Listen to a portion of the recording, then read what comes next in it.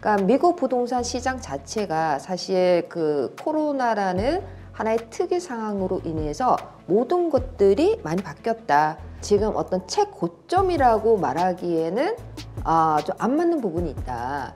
집가 상승률이 임대료 상승률보다는 못할 것이다.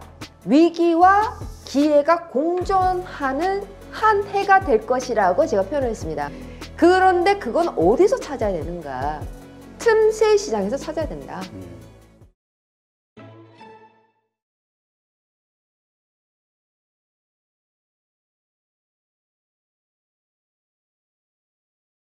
오늘 모신 분은 멀리 미국에서 오셨는데요. 조지아주 턴키 글로벌 리얼티의 대표이신 김효지 대표님 모셨습니다. 안녕하세요. 네, 안녕하세요. 네, 반갑습니다. 20년 이상 미국에서 부동산 전문가로 활동을 하셨는데요. 네. 지금 어떻습니까?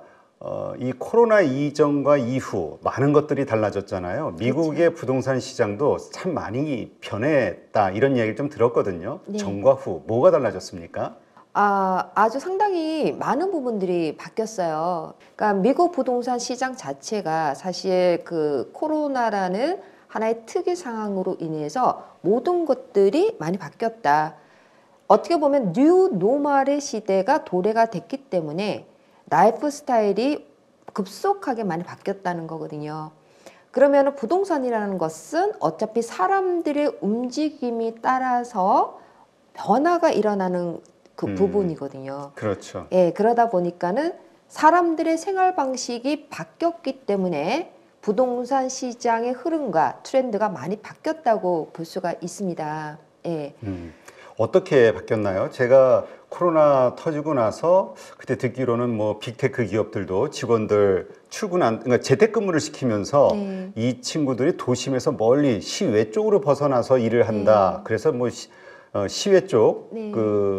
이전한 그 친구들을 코로나 이후에 다시 불러 모으는데 되게 힘들었다. 네. 이런 뉴스는 많이 봤거든요. 네. 전 세계적으로 미국뿐만 아니라 전 세계적으로 라이프 스타일이 많이 바뀌었는데 특이한 경우로서 몇 가지만 든다 그러면은요. 이거는 일시적인 현상이 아니라 어떻게 보면은 영구적으로 고착화되고 있다라고 이제 표현할 수가 있어요. 네.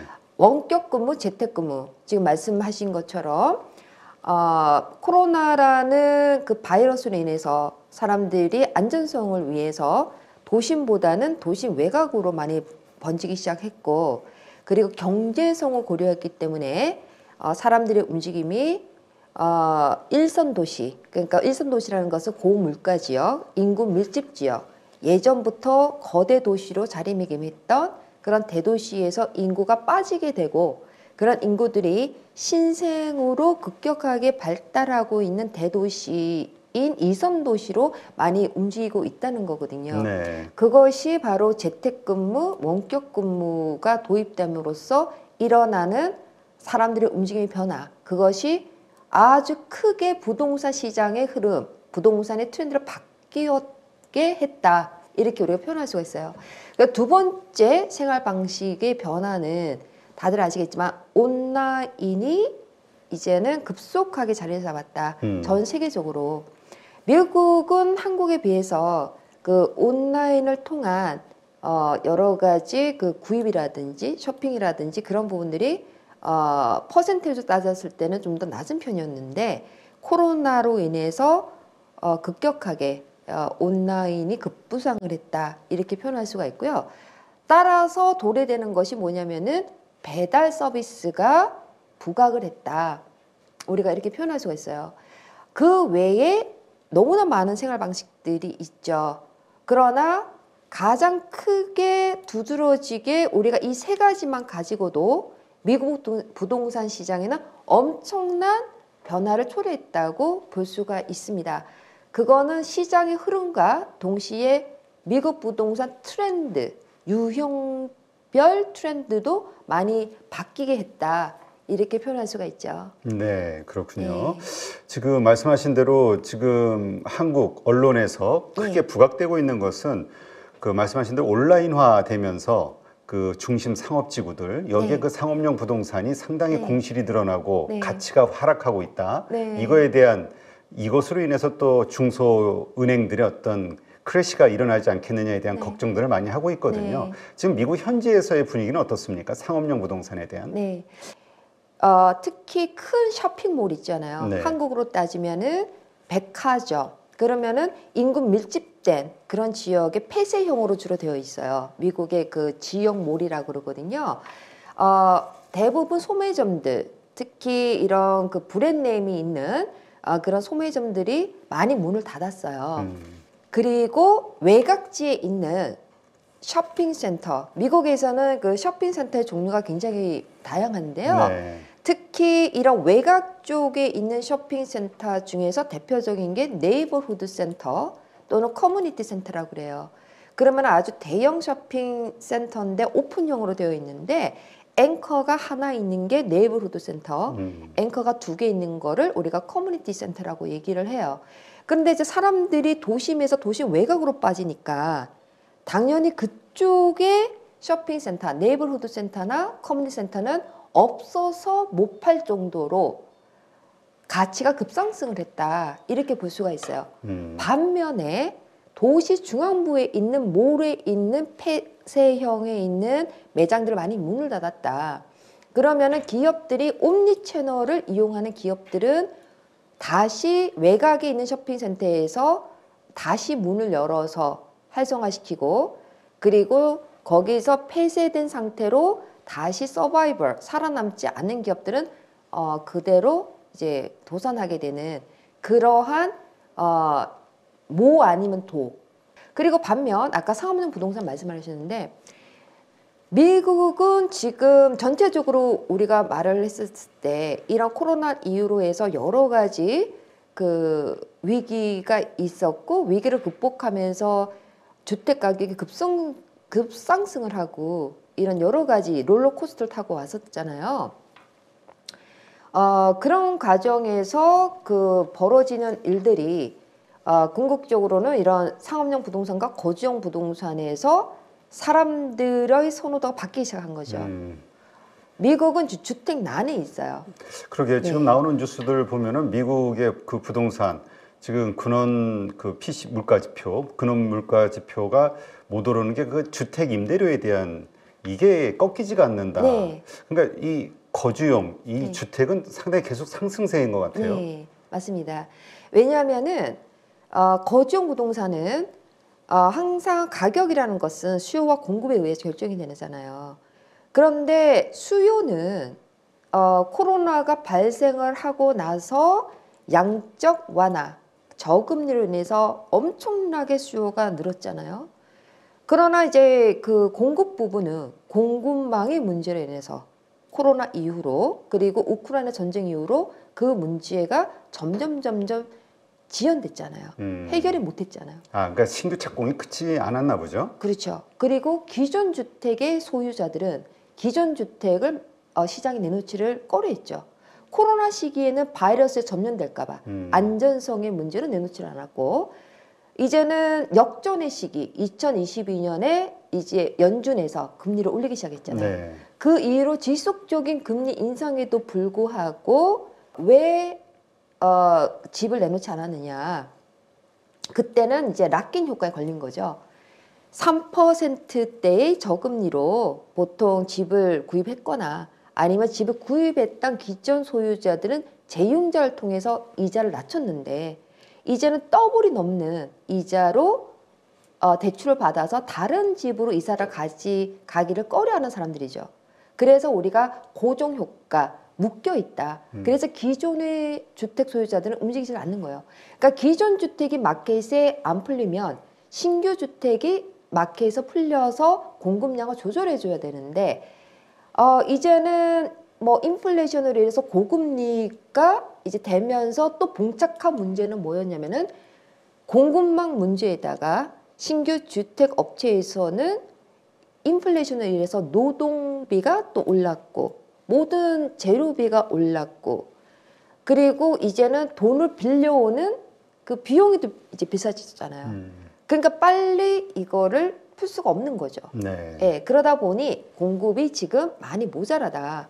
그러면은 연준에서는 금리를 계속적으로 인상을 했기 때문에 수요는 많이 줄어들었지만 여전히 수요가 공급을 초과하고 있기 때문에 가격이 완만하게 올랐다. 2023년에도 그렇게 했다. 그리고 그것이 2024년으로 넘어온 거죠. 네, 이제 그런 현상이 지금 되풀이되고 있어요. 그렇다면 아까 말씀하셨듯이 일단 1선에서 2선 쪽으로 사람들이 좀 이전하는 현상이 트렌드로서 보여지고 있다. 네. 그 측면에서 봤을 때 그러면 1선이나 2선이나 그 주택 가격은 계속 상승하고 있다. 이렇게 봐야 되나요? 전반적으로 미국 50개 주 전반적인 통계상으로는 완만하게 상승을 했어요. 그러나 그거를 우리가 파고 들어가서 분석을 하면 지역마다 다르게 분포가 되어 있다는 거거든요. 미국은 50개 주가 법과 규정이 제각기 틀려요. 네. 그리고 집의 구조도 틀리고 날씨가 틀리잖아요, 일단. 네네. 그리고 고물가 지역인 경우에는 집값이 굉장히 비싸고, 그리고 신대도시 같은 지역, 우리가 이선 도시라고 부르는데요. 그런 지역은 아직까지 저평가되어 있기 때문에 주택 가격이 3분의 1 정도로 싸요.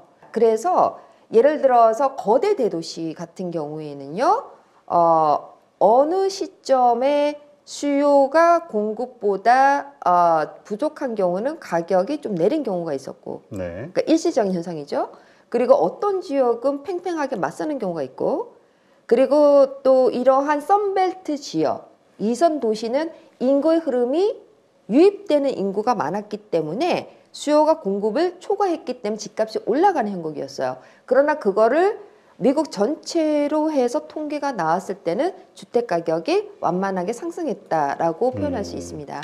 예, 뭐 미국이나 한국이나 똑같군요. 그러니까 결국 그 한국도 중소도시에 어떤 뭐 공장 시설이 됐든 인구가 유입이 되면 네, 맞습니다. 집값이 오르는 것처럼 네, 맞습니다. 그쪽도. 네. 근데 이제 인구가 유입되는 데는 아무래도 그 일자리가 연관이 되겠죠, 미국도. 그렇죠. 그러니까 네, 일자리가 맞습니다. 있는 곳에 신규 일자리가 있는 곳의 지역은 더 많이 올랐고 네, 이렇게 이제 전반적으로 올랐다. 네, 지금 보면은 이 부동산과 관련해서 이제 많은 분들이 생각하는 게 너무 많이 올라서 고점 아니냐, 한국의 경우. 네. 근데 그 미국도 그런 논란이 좀 있는 것 같아요. 네, 그래서 지금은 살 때가 아니라 팔 때다, 뭐 이런 네. 의견도 있고 네. 좀 의견이 분분한데 어떻게 보시나요? 네, 미국 같은 경우에는 현격하게 공급이 부족한 상황이에요. 그러면 지금 임 대표님께서 말씀하신 것처럼 고점이 아니냐. 그 고점이 아니냐는 얘기는 역사적인 과거의 데이터를 통해서도 알 수 있지만 그 시절에 1990년도, 네. 2000년도, 2008년도 다들 얘기를 한 거는 지금이 고점 아니냐는 얘기는 우리가 계속적으로 이어왔거든요. 그러나 항상 부동산이라는 것은 장기적으로 갔었을 때 인플레이션율만 감안을 하더라도 궁극적으로는 장기적으로는 우상향으로 오르는 거잖아요. 자, 근데 미국 같은 경우에는 지금 어떤 최고점이라고 말하기에는 좀 안 맞는 부분이 있다. 그게 무슨 말이냐면은 우리가 부동산 시장에서 이제 물리적 사이클을 통해서 우리가 그 타이밍, 투자 적정 시기를 얘기를 하기로 합니다. 그러면은 그 타이밍을 보면은요, 그 확장 공급가인 침체 회복, 확장 공급가인 침체 회복. 그러니까 경제 사이클의 움직임과 부동산 시장의 사이클의 움직임이 비슷하게 가는 것 같지만은 항상 동일하게 움직이지는 않아요. 그러면 경제 사이클에서 피크라는 점, 그 피크라는 점이 고점인데 부동산 시장 사이클에서는 그 고점이 보통 공급 가임기라고 표현을 하거든요. 그런데 미국 같은 경우에는 공급 가임기가 아니거든요. 네. 이제 공급이 굉장히 부족한 상황이거든요. 그래서 지금이 최고점이 아닌가 하는 부분에 있어서는 공급이 과잉으로 지금 가지를 못했기 때문에 최고점이라고 하기에는 좀 이른감이 있지 않느냐라는 표현을 할 수가 있고요. 경기 침체 이것이 오게 되면 아무래도 부동산 시장도 직격탄을 맞죠. 지금 미국 그 분위기는 어떻습니까? 경기 침체와 관련해서. 네. 경기 침체와 관련해서 주택 시장은 여전히 주택이 부족한 상황이다 보니까 그렇게 영향이 있지는 않아요. 자, 우리가 부동산 시장에서 어떤 수요의 영향을 주는 부분들이 대부분 우리가 많이 따지는 게 뭐냐면은 고용지표, 네. 실업률이잖아요. 고용지표를 나타내는 부분을 많이 따지는 게 실업률인데요. 실업률이 여전히 낮아요. 그만큼 고용 수준이 여전히 좋다는 거거든요. 자, 그리고 금리. 연준에서 최근 뭐 2022년 3월부터 시작된 연준의 금리 인상은 2022년 6월에 자이언트 스텝으로 올라가기 시작하면서 2023년에 항상 우리가 말을 했던 키워드로 연준의 금리였단 말이죠. 근데 그 금리가 여전히 2024년도에도 고금리의 상태로 넘어온 상태거든요. 물론 지난 11월, 12월 그 과거의 기록을 보면은 동결된 상태로 우리가 끝을 맺었지만 여전히 내려가지는 않는 이제 그런 상황이거든요. 그렇기 때문에 저희가 이제 많이 따져야 되는 부분이 금리 부분 그리고 실업률 부분인데 아까 경기 침체라고 이제 말씀을 하셨는데요. 네. 거기에 대해서 부동산, 미국 부동산 시장에서 바라보는 경기 침체에서 어떤 견해가 있는지를 제가 데이터를 통해서 말씀을 드린다면은요. 일단 페니메, 페니메의 어떤 자료를 보면은요. 거기서는 2024년 경제 전망서에서 데이터를 발표를 했거든요. 그래서 정확하게 금리는 언제쯤 내려갈 것인가 네. 발표를 했는데 페니메 자료에서는 2024년 하반기 때부터 금리는 내릴 것이다. 반면 2024년 하반기 때 정도의 실업률은 오를 것이다. 이제 경기 침체에 대해서 이제 이자가 내려가고 그리고 실업률이 이제 올라간다. 이제 그런 얘기를 한 거고 페니메 자체에서는 이렇게 얘기했습니다. 일단 연착륙을 하려면 어찌 됐든 간에 경기 침체는 있어야 된다. 그리고 나서 정상화 되어야 된다. 이렇게 얘기를 하고 있고요. 그리고 미국 의회 예산처에서 경제 전망서를 내놨었는데요. 거기서도 이제 금리 부분에 대해서 하반기 정도 2024년 하반기 정도의 금리가 인하될 거라고 얘기를 하고 있습니다. 그리고 그 자료에 의해서도 실업률은 증가할 것이다. 현재 실업률은 그 현재 기준은 2023년 하반기예요. 현재 실업률은 3.6% 정도에서 경기 침체가 오는 2024년 상반기 정도에는 4.4%까지 실업률이 올 수 있을 거라고 예상을 했었지만 현재 1월입니다. 1월의 실업률은 여전히 낮아요. 3.6%. 네. 그리고 또 인구가 급격히 많고 일자리가 많은 이런 아틀란타 조지아주 같은 경우는 실업률이 더 낮아요. 3.4%. 예. 그래서 이제 그 예상치는 이제 좀 더 두고 봐야 되는 경우고요. 그리고 미국 은행 모기지 협회에서 은행협회에서 발표한 거는 2023년 중반기 때부터 금리는 내릴 것이다. 이렇게 이제 전망을 하고 있습니다. 그런데 왜 갑자기 경기 침체를 얘기하는데 제가 모기지 금리 그리고 실업률을 자꾸 얘기하는가 이렇게 또 궁금해 하실 텐데 그 이유가 있어요. 부동산 시장에서 가격 결정은 수요와 공급에 의해서 결정이 되기 때문인 거거든요. 자, 금리가 어느 정도 내린다. 좋은 소식이죠. 어떻게 보면은요. 왜냐하면 수요가 시장에 좀 더 흐를 수가 있기 때문에. 네. 그러나 대부분의 전문가들이 볼 때는 많은 사람들이 시장에 나올지는 이제 그때 봐야 된다는 것인데요. 그렇다면 두 번째 실업률이거든요. 실업률을 고용지표는 왜 중요하냐 그러면은 부동산 시장에 돈이 흐르고 부동산 시장에서 돈이 빠지고를 우리가 파악할 수 있는 하나의 데이터거든요. 고용지표라는 것이. 그러면은 고용지표가 좋을 때는 부동산 시장에 돈이 들어오는 거고요. 고용지표가 나쁘고 실업률이 너무나 많이 증가하면 갖고 있던 물건도 팔아요. 네. 그러면 돈이 부동산에 나가는 거죠. 그래서 이제 그러한 두 가지 데이터를 반드시 따지는 거거든요. 그런데 경기 침체임에도 불구하고 공급이 풀려주고 그리고 수요가 공급하고 비슷해져 버리면은 어느 정도 거래량은 좀 더 증가할 수는 있겠지만 가격은 비슷비슷하면은 유지되는 상태로 갈 것이고, 그리고 수요가 공급을 초과하면은 가격은 완만하게 오를 것이고, 반대의 개념에 가격 내릴 것이잖아요. 그러나 보통 지금 전망하는 것은 뭐냐면은 이자가 다소 내린다 하더라도, 실업률이 다소 증가한다 하더라도 공급이 그만큼 빨리 풀리지는 않을 거기 때문에 가격은 완만하게 오를 거라고 보고 있습니다. 지금 이제 그런 어떤 경제 주체들의 어떤 데이터 네. 이런 거로 보면 이제 말씀하신 그게 이제 이해가 되는데 그 바닥 민심 있잖아요. 그냥 실질적인 미국 사람들 네. 지금 이러한 여러 가지 말들이 떠돌아 다니는 이 상황에서 집을 살려고 하는 사람들이 얼마나 되냐, 네. 많냐 적냐, 네. 아니면 전보다 증가하고 있냐, 네. 좀 줄고 있냐, 네. 이런 어떤 시장 데이터도 좀 궁금하네요. 네. 물론 실질적인 그건 우리 대표님, 저자님의 그 개인적 그 어떤 뭐 주관일 수 있겠지만, 예. 제가 그 몇 가지를 말씀을 드릴게요. 실질적으로 저는 그 현재에도 미국 현지에서 부동산 활동을 하고 있는 사람으로서 집이 없어서 집을 못 사는 상황이라고 볼 수가 있어요. 아, 그래요? 네. 그러니까는 좋은 지역에서 좋은 매물을 사려고 하는 그 매수자들은 좋은 물건 기다리고 있는 상황이라고 보시면 되고요. 그러면은 기존 주택이 나왔을 때 다소 멀티 오퍼라고 볼 수가 있고요.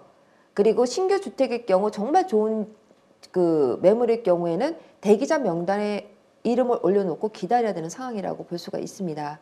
물론 지역마다 약간의 차이는 있으나 그만큼 아직까지 집이 필요로 하는 사람들은 여전히 집을 산다는 것인데요. 그거는 또 지역마다 다를 수 있다는 것은 뭐냐면은 고물가 지역 같은 경우에는 일단 집 구입 비용이 너무 높잖아요. 네, 그렇죠. 예, 예를 들어서 그 로스앤젤레스 같은 경우 집 가격이 비싸기 때문에 그 집을 살 수 있을 만큼 어떤 대출을 받을 때 필요한 수입을 이제 기준으로 했었을 때 제가 이 책에도 설명을 했었지만은 내가 그 연 소득이 20만 달러 있어야 되는 거고, 뉴욕 같은 경우는 15만 달러, 그리고 조지아주 같은 경우는 9만 8천 달러 정도예요. 이렇게 차이가 나거든요. 그러면은 과연 그거를 살 수 있는 수요, 그걸 우리가 유효 수요라고 하잖아요.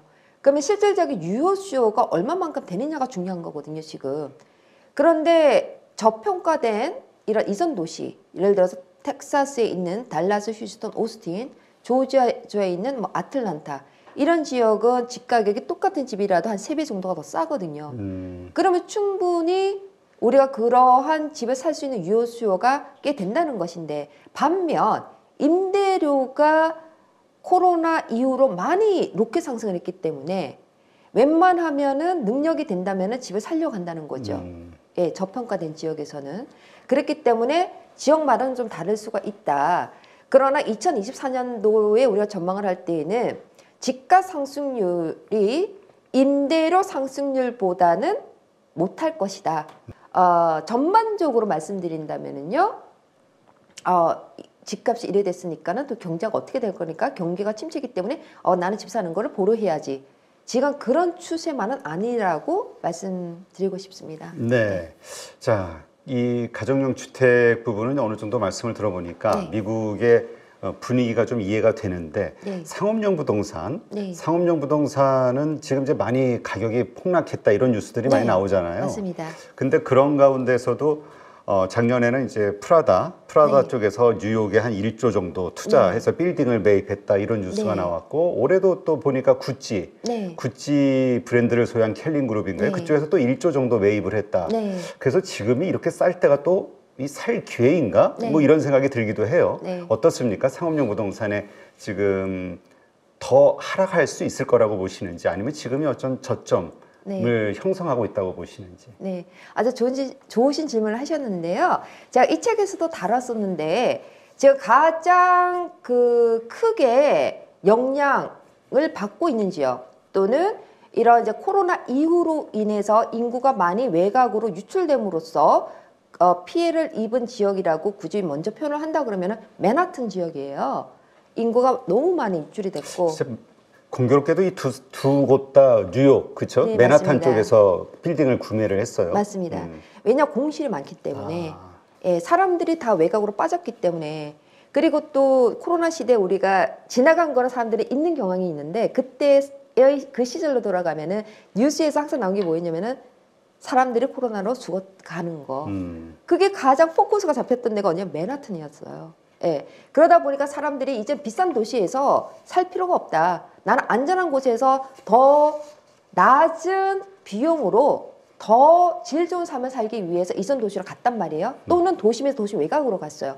그렇게 또 할 수 있게끔 한 게 뭐냐 트렌드의 변화. 라이프 스타일이 원격 근무, 재택근무가 도입됐고 그것이 이제는 고착화됐기 때문에 우리가 코로나 이후에는 뉴 노멀이 된 거예요. 그냥. 그렇기 때문에 그러한 재택근무와 원격 근무가 이제는 오피스로 다시 귀환하지 않아도 되거든요. 그렇기 때문에 이제는 질 좋은 삶을 위해서 원격으로 일이 가능하니까 이전 도시로 간 거고 네. 이젠 질 좋은 삶을 위해서 굳이 거기에 도심에 있을 필요가 없네? 외곽으로 간 거잖아요. 그러면 어떻게 되겠어요? 공실이란 말이에요. 미국에는 상업용 부동산의 유형이 여러 가지잖아요. 그 중에서 20%를 차지하는 부분이 오피스 빌딩이거든요. 네. 근데 오피스 빌딩이 재택근무, 원격근무 등으로 인해서 공실이 엄청나게 늘고 있어요. 이것이 2024년을 지나서 2025년도에는 2024년에 비해서 2배 정도 된다고 그래요. 네. 통계 자료가. 지금 내다보는 거는 공실률 자체가 2.5. 2025년 한 4.4% 많이 증가할 것이다. 아주 심각한 것인데, 그러면은 공실이 많아지면은 지금 임 대표님께서 말씀하신 대로 당연히 가격이 내리죠. 그죠? 살려는 사람이 많지가 않을 것이고, 제가 이 책에도 썼지만은 2024년에는 위기와 기회가 공존하는 한 해가 될 것이라고 제가 표현을 했습니다. 네. 그 말은 뭐냐면 일부 어떤 이들에게는 기회가 될 것이고 어떤 이들에게는 위기가 될 것이다. 그 건물을 산 사람들은 기회죠. 그렇죠. 그- 이미 네. 들고 있는 사람은 위기고 살 사람은 기회겠네요. 그렇죠. 그런데 그건 어디서 찾아야 되는가? 틈새 시장에서 찾아야 된다. 우리가 미시적으로 봤을 때는 임 대표님께서 말씀하신 이제 그런 부분들, 그죠? 그런 거는 어떤 한 지역의 특정 지역으로 이제 말씀을 하신 거고, 네. 우리가 거시적으로 봤을 때는 그러면은 대한민국에서 틈새 시장을 어디서 찾을 것인가? 미국 시장에서 찾으셔야 된다는 거죠. 네. 책에서 저도 이게 좀 눈에 들어오는 목차가 있는데 그래서 그런 차원에서 이제 좀 기대가 되는 미국 부동산의 투자 핫플레이스가 있다 네. 이렇게 좀 소개를 하셨어요. 네. 몇 군데만 좀 소개해 주시죠. 어떤 곳들을 핫플레이스로 보시는지 궁금하네요. 네, 일단은 자 지역별로 우리가 지역 선정을 하셔야 되잖아요. 네. 어떤 그 투자를 하실 때에는 가장 중요한 게 뭐냐면은 인구의 흐름을 파악하는 것인데, 그게 어떻게 보면 부동산 시장에서 우리가 수익을 최대화시킬 수 있는 중요한 부분이거든요. 부동산은 부동의 자산이 아니라 움직이질 않아요. 네. 사람들이 움직여서 부동산의 가치가 결론적으로 내려가거나 올라가는 거잖아요. 네. 그러면은 현재 미국에는 사람들이 어디에서 빠지고 빠진 인구들이 어디로 유입되는가를 보셔야 되잖아요. 보통 우리가 인구가 유입되는 곳에 투자를 하지 우리가 인구가 빠지는 곳에 투자를 하지 그렇죠. 않을 거기 때문이거든요. 자, 그러면은 인구는 앞서서도 얘기했지만 이런 옛날부터 대도시였던 거대 도시에서 인구가 많이 빠졌어요. 이미 빠지고 있고요. 그러면 뉴욕이라든지 캘리포니아에 있는 로스앤젤레스, 샌프란시스코, 샌디에고, 그리고 또 일본 뭐 시애틀 뭐 이런 고물가 지역이 대부분. 그러면 이런 사람들이 인구가 빠져서 어디로 갔는가? 네. 예, 그들이 빠진 곳은 이선 도시였다. 애틀란타, 달라스, 휴스턴, 오스틴, 피닉스, 라스베가스, 보이시 이런 쪽이었단 말이에요. 그러면은 그거를 어떻게 알 수 있는데 아주 쉬워요. 그 유홀이라는 이삿짐 센터가 있어요. 미국의 네이션와이드거든요. 그러면은 이런 이삿짐을 산 사람들이 어디에 정착을 하는가? 그게 이제 데이터가 나왔어요. 그래서 대부분 1선 도시에서 인구가 빠져서 2선 도시로 갔다. 네. 썬벨트 지역으로 몰렸다는 거고요. 두 번째로 중요한 거는 그럼 인구가 몰렸는데 그 지역을 인구 센서스 조사를 통해서 제가 분석을 해봤습니다. 거기서 보면은 인구가 많이 모인 지역 2023년도 기준으로 해서요. 1위부터 5위 사이의 특정 지역을 제가 먼저 좁혀보겠습니다. 첫 번째는 달라스, 휴스턴, 오스틴이 있는 텍사스주. 네. 예, 그리고 피닉스, 아리조나주. 그리고 아틀란타, 조지아주. 그리고 워싱턴 DC, 버지니아를 이어주는 수도권 통계지역. 그리고 마이애미가 있는 플로리다주. 요게 이제 5군데거든요. 그러면 이제 그 중에서 우리가 주의 깊게 보셔야 되는 것은 자연적인 인구로 인구가 증가했는지, 네. 국내, 미국 내 순 이주로 인해서 인구가 증가했는지, 아니면은 국제 순 이주, 미국이 아닌 국제 투자자들이 미국에 투자를 하거나 또는 이주를 함으로써 인구가 증가했는지를 봐야 되거든요. 그러면은 국내 순 이주와 더불어서 가장 중요한 것은 자연적 인구 증가예요. 네. 그러면 자연적 인구 증가가 가장 높았던 지역이 어디였느냐? 당연히 달라스, 휴스턴, 오스틴이 있는 텍사스주와 아틀란타가 있는 조지아주였어요. 자연적 인구 증가가 왜 중요하냐면은 일단은 출생률이 사망률보다 좀 더 높기 때문에 자연적 인구 증가가 됐다는 것인데, 그 말은 역으로 풀이를 하면은 젊은 층들이 많다는 거고, 젊은 층들이 많다는 것은 일자리가 더 많다는 거거든요. 그래서 이제 그런 부분, 그리고 국내 순 이주가 많은 지역 역시 이런 5위 속에 속하는 지역들이 국내 순 이주가 많았는데, 거기서 두 군데를 저희가 제의를 해야 됩니다. 그게 어디냐면은 마이애미, 플로리다, 네. 워싱턴, 버지니아를 이어주는 수도권 통계지역. 거기는 국제 순 이주가 국내 순 이주보다 많았다는 것이에요. 이민 온 사람들이 많았다. 네, 또는 투자자들. 근데 그게 왜 중요하냐? 그러면은 안정성 때문이죠. 우리가 투자를 했을 때 계속해서 거기에 머무르고 있고 계속해서 인구가 증가하는가? 아니면 일시적으로 매년마다 국제 투자자가 어쩔 때는 늘을 수가 있고 어쩔 때는 줄을 수가 있잖아요. 네. 그건 여러 가지 세계적인 정책이라든지 그다음에 환율이라든지 여러 가지 기타 요인들이 있잖아요. 그러면 그랬을 때는 인구가 또 빠질 수가 있다는 거죠. 그러면 가장 안정적인 투자를 위한 지역 선정 포인트 중에 하나는 인구가 증가하는 지역 중에서도 자연적인 인구 증가가 높은 지역, 그리고 국내 순 이주가 높은 지역을 선택하시라고 말씀드리고 싶어요. 그리고 선벨트 지역, 남쪽에 거의 다 이제 물려 있다. 선벨트가 구체적으로 뭘 의미하는 겁니까? 선벨트라는 것은요, 우리가 그 미국 지도가 크게 있으면은 중간에서 남쪽 지역, 예, 남부 쪽, 남부 쪽 좀 따뜻한 지역. 그래서 아까 말씀 5대 지역 거의 다 남쪽에 있었잖아요. 네. 네, 워싱턴 DC만 빼고는 거의 다 남쪽이었어요. 예, 그래서 이제 그런 지역에 우리가 유념해서 지역 선정 포인트를 선정하셔야 된다는 거고, 자, 유형적으로 제가 말씀을 드린다면은 앞에서도 말씀드렸지만은 오피스 공실이 이제는 많아진다. 네. 그러면은 이제는 미국은 2024년도에도 역시 뭐 아니면 도, 대박 아니면 쪽박이거든요. 예, 위기냐 기회냐, 기회를 찾아라. 그러면은 당연히 어느 쪽에 주목을 두셔야 되냐 그러면은 공간의 사이즈보다는 등급에 위주를 해야 된다. 그 말씀은 뭐냐면은 오피스에는 등급이 있어요. A 등급, B 등급, C 등급, D 등급. 그럼 뭘로 나뉘나요? 뭘로 나뉘냐면요. 좋은 질문이신데 어떤 연식이라든지 그리고 편의 시설이라든지 위치라든지 그리고 세입자, 그 건물 안에 들어있는 세입자들의 퀄리티. 임대료 그거를 떼어먹을 사람이냐 아니냐? 예. 그러니까 뭐 직업군이 그렇죠. 뭐 하위 직업군은 뭐 이렇고, 그러니까 이제 거기에 따라 달라지는데요. A 등급은 없어서 못 팔아요. 예. 그리고 B, C 등급은 이제는 살아남아야 되는 자궁책이 나와야 된다는 거거든요. 네. 그래서 지금 일어나고 있는 또 다른 트렌드가 뭐냐 그러면은 그럼 공실이 많아지잖아요. 네. 그러면 그 공실을 어떻게 해서 극복을 할 것인가?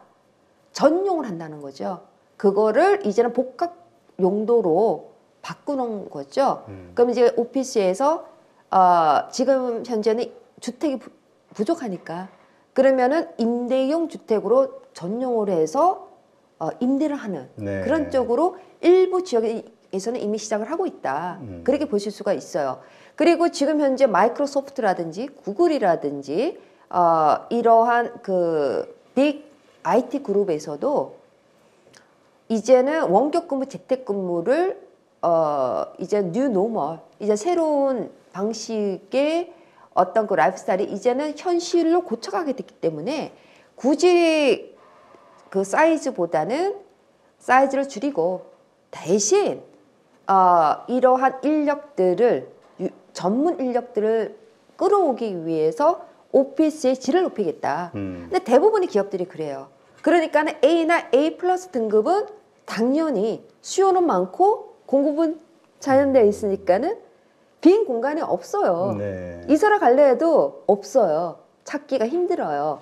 그러나 B씨는 어떻게 된다? 공실이 점점 늘어난다. 이제 그렇게 보시면 되죠. 그럼 이제 투자 포인트가 조금씩 잡히잖아요. 지역은 이러이러한 걸 보라고 하네. 그 다음에 유형별로 봤을 때는 상업용 부동산은 이러네. 두 번째는 아까도 앞에서 얘기를 했지만은 죽어가는 뭐를 어떻게 전용할 것이냐. 벌써 이제는 정부 차원 플러스 지역 사회적 단체에서 이미 그 부분에 있어서는 벌써 기획 중이다. 네. 이렇게 보셔야 된다는 거고. 자, 소매점은 외곽에 발달했기 때문에 네이버후드 센터라든지 커뮤니티 센터는 2023년도에 최고의 가격을 이루는 한 해가 됐다는 거죠. 예. 자, 예. 그리고 거주용 부동산은 너무 부족하다. 네. 그러니까는 거주용 부동산에 투자를 해라. 그리고 노인의 인구는 계속해서 늘어나니 시니어 하우스에 우리가 주목할 필요가 있다. 이렇게 보실 수가 있어요. 그러면 이러한 것들을 통해서 우리가 알 수 있는 것은 뭐냐면은 자, 이제는 위기를 기회로 만들 때다. 예. 네. 우리가 위기냐 기회냐 다들 기회를 원하지 위기를 원하지 않을 거 아니에요. 그렇죠. 그럼 위기를 기회로 어떻게 바꿀 것인데 그것이 이 책을 통해서 찾으라는 거죠. 저평가된 지역에서 보석을 찾아야 된다. 예, 그렇게 말씀드리고 있습니다. 네, 그렇군요. 말씀 들어보니까 한국에서도 몇 년 전에 그런 좀 열풍이 있었거든요. 그 빈 어떤 그 사무 공간들 그거를 임대를 해가지고 우리 소위 고시원이라고 하는 이렇게 네. 잘라가지고 그렇게 해서 그 임대 수익을 극대화하는 네. 그런 투자하시는 분들이 틈새 투자로 하시는 분들이 좀 있었는데 네. 그 말씀 들어보니까 그 이제 거주 공간으로 네. 사무 공간을 거주 공간으로 바꾸는 리모델링 네. 이런 것들도 하나의 투자 포인트가 될 수 있겠구나 맞습니다. 이런 생각이 드네요. 네. 네, 하여튼 네, 좀 더 자세한 정보는 미국 부동산 트렌드 2024 이 책에 나와 있으니까요. 참고하시고요. 네, 오늘 이렇게 멀리서 오신 김효지 대표님, 저자님, 오늘 좋은 인사이트 함께 해주셔서 고맙습니다. 감사합니다.